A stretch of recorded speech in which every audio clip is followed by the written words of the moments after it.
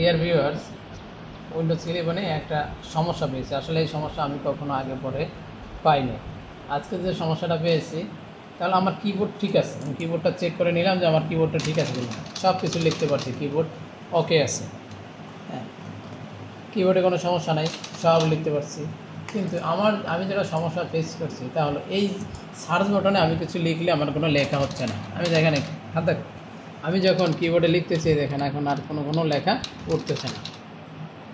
এখানে আসছি, এখানে সার্চ বাটনে ক্লিক করলাম, লিখতেছি, দেখেন কিছু উঠতেছে না। আসলে এই সমস্যার সমাধান কী, এটাই আমরা এখন দেখব এই ভিডিওর মাধ্যমে। তাই অপেক্ষা করেন আর সঙ্গে থাকুন, দেখতে থাকুন আমরা এই সমাধানটা কীভাবে করি। তাহলে ফার্স্ট কাজ হচ্ছে আমাদের উইন্ডোজ সিকিউরিটিতে আসা। উইন্ডোজ সিকিউরিটিতে আসলাম, এখানে ডিসমিস করে দিলাম এটা, এখানে turn off, yes, go to setting, device security, memory integrated, yes, ওকে।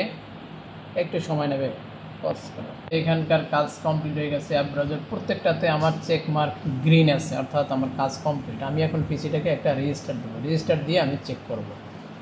আমি এখন পিসিটা রেজিস্টার করছি, এখন আমি আমার পাসওয়ার্ডটা দিব। পাসওয়ার্ডটা কিছুটা ভুলে গেছি, DL_B2024। পাসওয়ার্ডটা চেঞ্জ করে দেবো, পজ করো। এখন আমি পিসি রেজিস্টার্ট করছি, রেজিস্টার্ট করার পরে এখন আমি চেক করব আসলে আমার সেই ফাংশনগুলো কাজ করে কিনা। হ্যাঁ, এই সার্চ বাটনে আমি ক্লিক করলাম, হ্যাঁ দেখেন আমি এখন লিখতেছি, কিবোর্ড দেখো, হ্যাঁ আমার এখন কিবোর্ডে কাজ করতেছে। ওয়ার্ড, WORD, ওয়ার্ড, হ্যাঁ আমার দুইটা সার্চ বাটনে এখন কাজ করতেছে।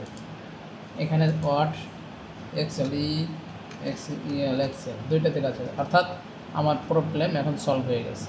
আপনার যদি অসংখ্য ধরনের কম্পিউটার ট্রাবল শুটিং আছে, আপনারা যদি জানতে চান আমাকে কমেন্টসে লিখবেন, আমি আপনাদের সেই সমস্যার সমাধান দেব। Thank you viewers.